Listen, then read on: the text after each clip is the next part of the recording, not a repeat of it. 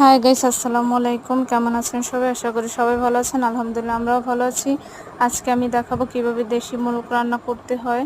প্রথমেই বাটা মশলাগুলো দিয়ে দিয়েছি, পেস্ট দিয়ে দিয়েছি, রসুন বাটা, আদা বাটা, জিরা বাটা, তারপর দিলাম মরিচ, হলুদ, লবণ,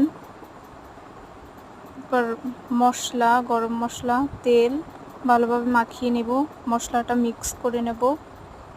এরপর মাংসটাও মিক্স করে নেব। এখন চুলায় বসিয়ে দিলাম। এই যে অনেক পানি বের হয়েছে মাংস থেকেই। তারপর একটু কষানোর পানি দিলাম, ভালোভাবে কষিয়ে নিচ্ছি। এবার পানি দিয়ে দিলাম।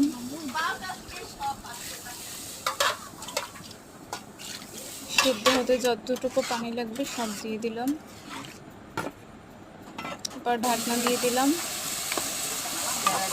একটু নেড়ে নিলাম। এই যে হয়ে গেছে।